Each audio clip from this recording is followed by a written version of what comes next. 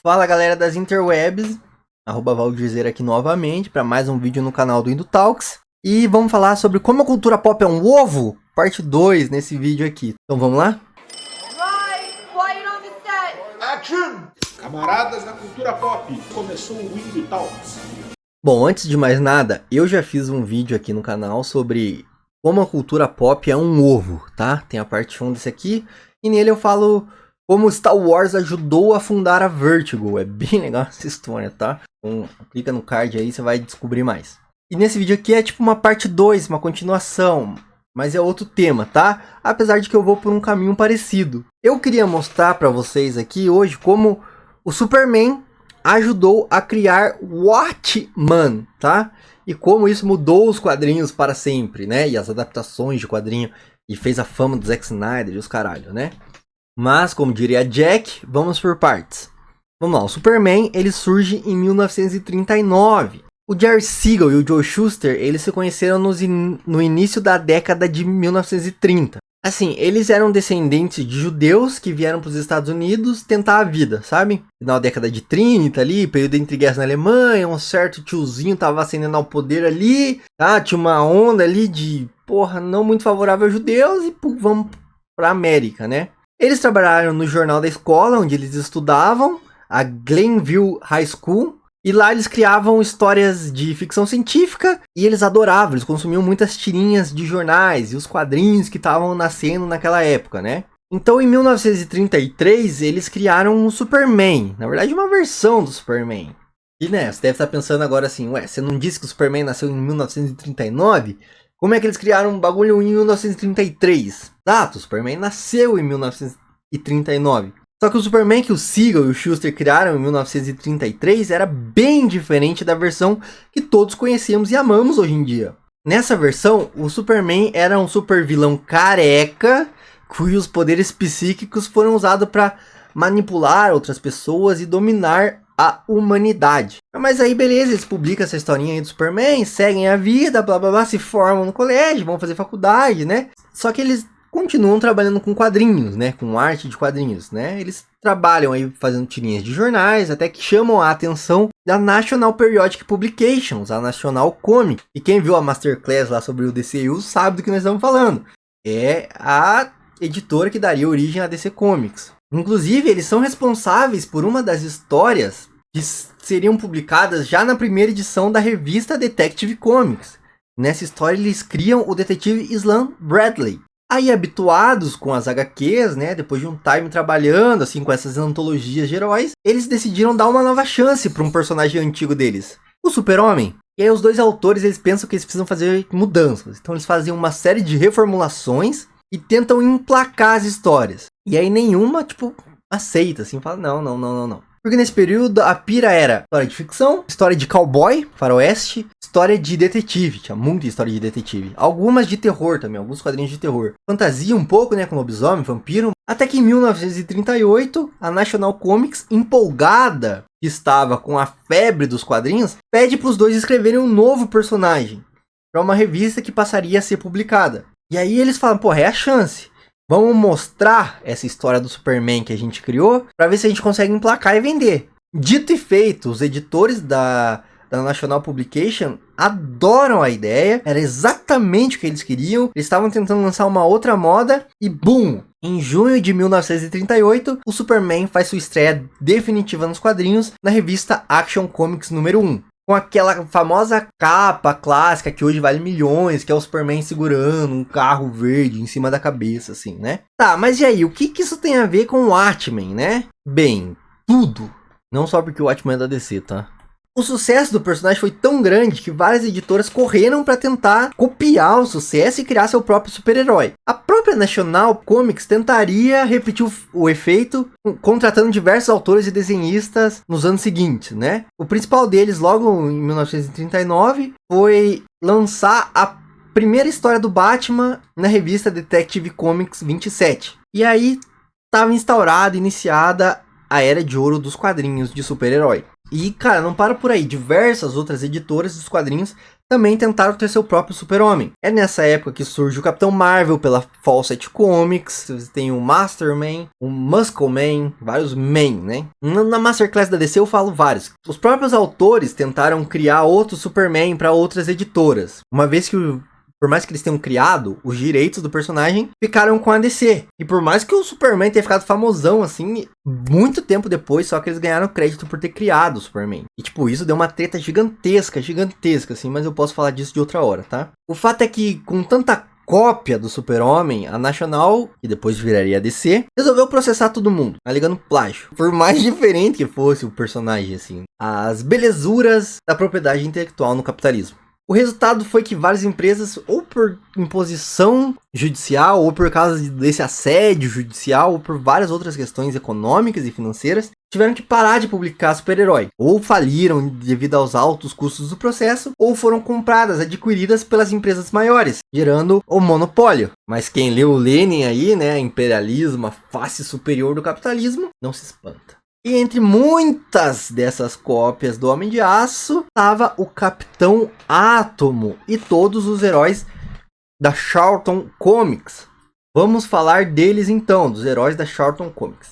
A história da Charlton Comics, é um nome difícil para mim falar, Charlton Comics, ela pode ser descrita como menos gloriosa que as demais editoras que se tornaram grandes depois. Mas não é menos curiosa, inclusive é até engraçada. Nas palavras do Ricardo Cardoso, no blog Fortaleza da Solidão, abre aspas, fundada atrás das grandes, foi uma incubadora de talentos ímpar na sua autossuficiência. Alcançou glória efêmera na Idade de Prata, graças aos seus heróis de ação. E essa história começa justamente em 1931, quando um jovem italiano chamado John Santangelo, que foi aos Estados Unidos em 1923 para tentar a vida, ele tem uma ideia de negócios, ele empreende, né? Businessman, self-made man, ele fala, pô, tá aí. Só que essa ideia de negócios não envolve quadrinhos, tá ligado? Nessa época, o rádio ainda era uma vibrante novidade nos lares estadunidenses. Por isso, em muitos lares, continuava-se ainda a ouvir música através de giradiscos e outros aparelhos similares, gramofones, enfim,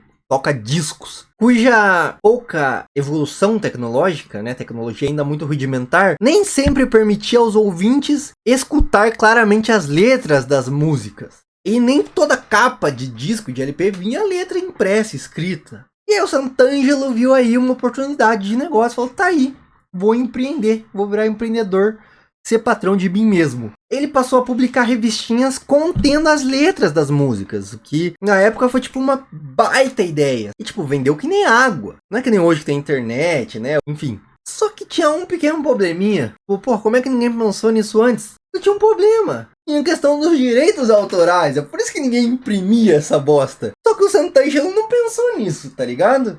Ele simplesmente publicava e não pagava direito autoral pela letra. Aí ele acabou sendo processado pela Sociedade Americana de Compositores, Autores e Produtores por quebra de direitos autorais. Sempre eles, né? Sempre eles. Aí em 1934, ele foi condenado e sentenciado a 1 ano de prisão. Pena que ele cumpriria integralmente na penitenciária estadual de New Haven, no estado do Connecticut. E aí foi na prisão que ele conheceu Edward Levy, ou Edward Levy, um ex-advogado a cumprir pena por crimes do colarinho branco.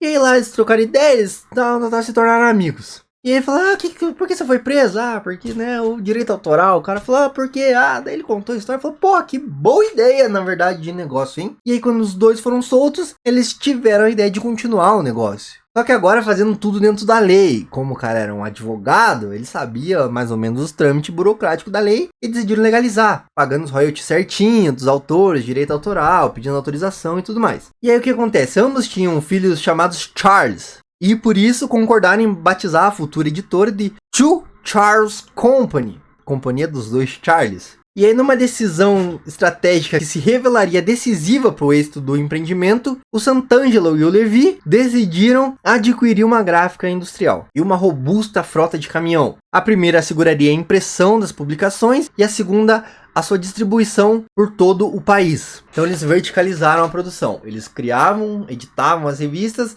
eles mesmos imprimiam na gráfica deles e eles mesmos distribuíam com a frota de caminhão deles. Com isso, né, a Charles Company se tornou um caso único de autossuficiência no panorama editorial norte-americano. E assim, se por um lado isso dava vantagem competitiva sobre a concorrência, por outro encorajava uma menor exigência no que se refere à qualidade do material produzido. O que de fato foi o caso, já que a qualidade não era das melhores, mas era uma estratégia de mercado. Sabe, se posicionar como produto barato. O Dolly tem a fama que ele tem, e ele sabe que ele tem a fama que ele tem, mas é um posicionamento de mercado. Às vezes tá com a grana curta, às vezes você quer fazer um bolinho com refrigerante pro aniversário do seu filho. Mas a grana tá curta, você tem várias contas pra pagar. Você vai no mercado e vê Coca-Cola ou Dolly. Vou olhar uma Dolly, aqui no Paraná é Cine. Vou lá comprar uma Coca-Cola ou uma Cine framboesa. A Cine é boa pra caralho, a Cine também. Vamos levar uma Cine, entendeu? É um posicionamento de mercado. Já em 1945, a Charlton Publication, né, se tornou renomada, e no ano seguinte, a editora decidiu lançar sua própria linha de histórias em quadrinhos. Mas isso se deu não por interesse no mercado de quadrinhos propriamente dito. Lembra que eles controlavam toda a cadeia deles de produção? Então, se a impressora ficasse parada, isso significaria prejuízo. Então precisava rodar direto as impressoras. E para manter as máquinas rodando, funcionando, eles decidiram diversificar o catálogo. De novo, usando as palavras do Ricardo Cardoso, do blog Fortaleza da Solidão, abre aspas. Assim nasceu a Charlton Comics, com a mediocridade inscrita no seu código genético. E, continuando, né, usando as palavras do Ricardo, dito de outro modo, a Charlton Comics nunca foi uma editora de topo, porque nunca aspirou a tal. E aí é justamente nesse período que surgem os heróis de ação da editora. Alguns criados pelos autores contratados por Levi Santangelo, como é o caso do mais famoso herói da editora, o Capitão Átomo, criado pela dupla Joe Chill e Steve Ditko, sim, ele mesmo, um dos fundadores da Marvel. E outros personagens, outros heróis de ação foram comprados das editoras menores que faliram, como é o caso dos personagens da Superior Comics e da Mainline Publications. E o próprio Besouro Azul, que foi criado originalmente pela Fox Feature Syndicate. Importa, por outro lado, ressaltar que, apesar do ecletismo, olha que palavra bonita, ecletismo, do catálogo da Charlton Comics, no qual cabia uma impressionante variedade de gêneros, abrangendo desde romances adolescentes até façanhas do Velho Oeste, passando pela ficção científica, os super-heróis estiveram durante muito tempo subrepresentados. Tipo, se mesmo na primeira linha deles já era, tipo, barateza, o super-herói era, tipo, descartável total. Tipo, era só mesmo pra ter alguma coisa pra máquina não ficar parada e vender aí por qualquer 5 centavos. O que só foi mudar, assim, esse status dos heróis da editora quando a Charlton Comics contratou Dick Giordano para o posto de editor-chefe. Então, sob o comando do Giordano, entre 1965 e 1968, um período bem curto, a Charlton Comics viveu o que a maioria dos fãs da época e dos historiadores atuais da nona arte consideram ter sido o ponto mais alto da sua história. Muito por conta dos seus heróis de ação, o Action Heroes no original. Além do Capitão Átomo e de uma versão recalchutada do Besouro Azul, também faziam parte desses heróis de ação o Pacificador, o Questão, Thunderbolt, o Mestre Judoka, que aparece aí no Pacificador na série, né? Citando apenas os mais populares. E aí nessa época, a Charlton Comics se tornou uma verdadeira incubadora de novos talentos. Passaram pelo editor o Jim Amparo, o Danny O'Neill, cara, que na época escrevia sobre o pseudônimo de Sergius O'Shaughnessy. Vai estar escrito na tela, não consegui ler esse nome. E todo um contingente de novos talentos dos quadrinhos que tiveram na editora a rampa de lançamento para suas meteóricas carreiras. Tanto quanto uma carreira de como escritor ou desenhista de quadrinho pode ser, né? Mas acontece que o sucesso da Charlton não duraria muito. Em 1967, Dick Giordano foi para DC. E aí as HQs da Charlton Comics, que antes dele já não eram grande coisa, depois também começaram a cair de volta de qualidade. Em 1973, a Charlton Comics lançou E-Man, cujo tom humorístico captou inicialmente a atenção dos fãs. No entanto, seu débil desempenho comercial, né, tipo, ele não conseguiu vender tanto, ditou o cancelamento da série e o fim de uma dezena de números publicados. E aí com isso também, com essa baixa venda, esse baixo apelo do público, a Charlton decidiu engavetar de uma vez por todas, assim, seus heróis de ação. Nos anos 70 ela decidiu mudar o foco, lançando HQs de terror e a adaptação em quadrinho de séries de TV muito famosas, que faziam muito sucesso nessa época, como a Bionic Woman e o The $6 Million Man. Mas em 1983 os negócios não iam nada bem e a editora teve que fechar as portas. A última pá de cal foi a venda da editora para DC, de alguns personagens, não todos, diga-se de passagem, por uns módicos $30 mil, assim, acrescido dos royalties. Afinal, os heróis de ação deles já vinham engavetados, assim, juntando poeira na gaveta da editora há algum tempo. Então, eles não valiam nada muito, assim, na época. E 30 mil, assim, por mais que a gente esteja falando dos anos 80, não era tanto dinheiro também, assim, já. Para uma empresa, né, vamos dizer assim, do porte da Charlton. Mas esse não seria o fim da história. Os heróis de ação tiveram vida curta na Charlton Comics. Mas, felizmente, eles tiveram uma melhor sorte na DC. Os mais famosos foram integrados à cronologia da distinta concorrência, especialmente na grande saga Crise nas Infinitas Terras. É o caso do Capitão Átomo, do Besouro Azul e do Questão.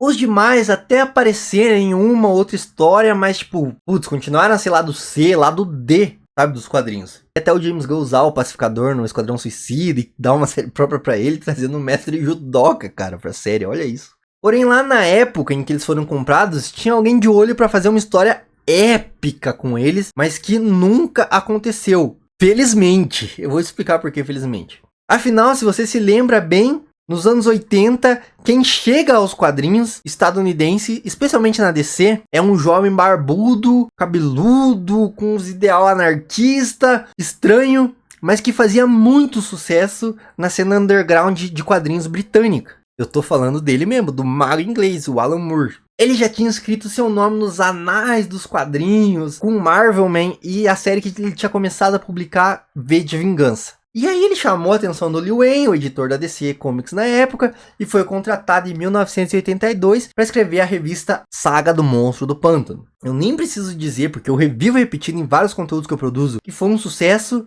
E ele seguiu fazendo várias histórias célebres para DC. Nessa mesma época, o escritor inglês ficou sabendo que a DC tinha comprado os personagens da Charlton Comics, os quais ele acompanhava, e ele viu aí uma oportunidade para escrever uma história muito inovadora e muito foda para eles. Semelhante ao que ele fez com o Miracle Man e o Swamp Thing, tipo, reinventar as histórias dele. Porque o Dick Giordano nunca foi muito fã do super, ele gostava mais dos heróis de ação. Então ele sempre queria que fora o Capitão Átomo, todos os heróis eram pessoas comuns trajadas de roupas fantásticas que combatiam um crime. E aí o Alan Moore viu essa premissa e falou, porra, tá aí, vou criar uma história foda. Na verdade, segundo o Wikipedia, o Moore originalmente pensou que o grupo Mighty Crusades da MLJ Comics estivesse disponíveis.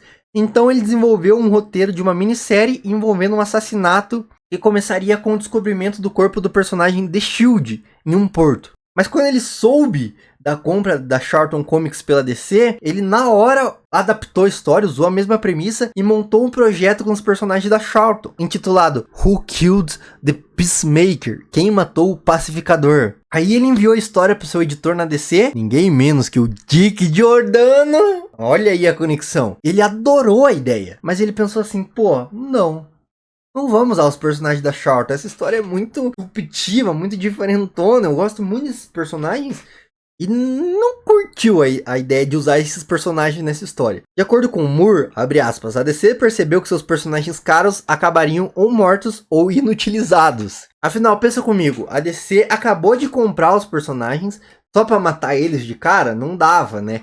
Ao invés disso, o Giordano incentivou o Moore a continuar, mas convenceu ele a retrabalhar o projeto com personagens inéditos, personagens novos. A princípio o Moore, ele ficou meio contra, porque ele achou que isso não traria o impacto emocional necessário para os leitores que eram apegados a esses personagens, mas depois ele mudou de ideia. Ele adaptou a história e disse que, abre aspas, eventualmente percebi que se eu escrevesse os personagens substitutos bem o bastante, para que então eles pudessem ser de alguma forma familiares, certos aspectos deles poderiam trazer ao leitor uma espécie de ressonância ou familiaridade de um super-herói genérico. Então poderia dar certo. E aí, deu super certo, cara. Foi muito bom. Inclusive, eu acho que é até melhor ser personagem inédito, porque ele consegue construir da maneira que ele quer. E ele constrói muito bem. E aí, o desenhista Dave Gibbons, que colaborara com o Moore em projetos anteriores, ficou sabendo dessa história, ficou sabendo que ele estava trabalhando em uma nova série e disse que queria participar. Aí o Moore mandou um esboço geral da história pro Gibbons. E após considerações do Moore e do Giordano, que era o editor, o Gibbons foi aceito, trazendo consigo o colorista John Higgins. Lee Wayne entrou para a equipe como editor, enquanto o Giordano permaneceu como supervisor. Após um processo criativo imenso e exaustivo, é lançada a primeira HQ de Watchmen, em setembro de 1986. E o resto, meus amigos, o resto é história. Vocês sabem, né? Bom, enfim, só pra amarrar toda essa história, o Alan Moore usou os personagens da Shorten Comics.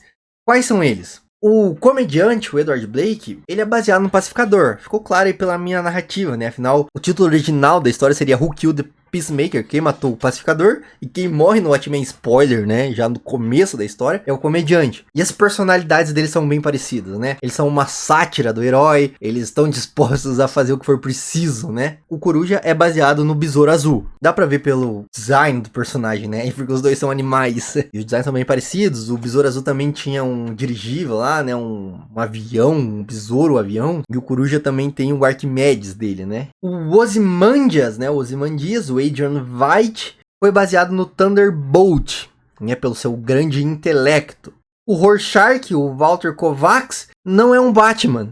Ele é baseado no Questão. E os dois têm esse método brutal, esse método Batman elevado ao quadrado. E os dois usam uma máscara que cobre todo o rosto. A Spectral 2 é inspirada na heroína Sombra da Noite, mas também tem elementos da Lady Fantasma e da Canário Negro. O Dr. Manhattan seria uma versão bem modificada do Capitão Átomo. O que é interessante, pois como eu já disse em outros vídeos, o Dr. Manhattan serviu de inspiração para uma nova versão do próprio Capitão Átomo, né, anos depois, assim. Tanto que nos anos 80, quando o personagem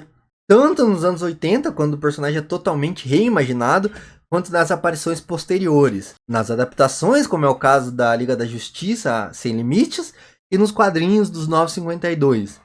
Onde o personagem ganhou um título solo e fica bem parecido com o Dr. Manhattan, assim.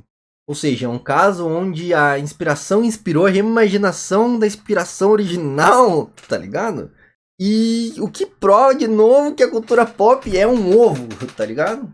Enfim, espero que você tenha gostado desse conteúdo aí, de explicar como a cultura pop é um ovo, como que a criação do Superman inspira a criação do Capitão Átomo, e por sua vez inspira a criação do Watchmen, né? Que espero que tenha feito sentido esse conteúdo aqui, cara. Acho que ficou... Talvez tenha ficado um pouco confuso, mas eu curti muito de fazer a pesquisa para produzir essa pauta. Essa é uma fita que eu gosto muito de pesquisar. E espero que você tenha curtido, se divertido. Vão aparecer outros vídeos no canal aí. E como eu comentei aí em outro vídeo, aí no momento estou entre jobs, né, entre empregos, então estou precisando de dinheiro para comprar um quadrinho. Então se você quer ajudar um leitor de quadrinho a continuar produzindo conteúdo pra internet, ajuda a gente lá no apoia.se/Indutalks ou faz um pix aí pro contato@indutalks.com.br. Se 10 pessoas fizerem um pix de 5, eu consigo comprar um quadrinho. Beleza? Ou se 20 fizerem 2,50, eu consigo comprar um quadrinho também. Tá? Então ajuda eu aí a continuar produzindo conteúdo. Espero que você tenha gostado. Vão aparecer outros vídeos aí pra você continuar no canal. Um abraço e até a próxima!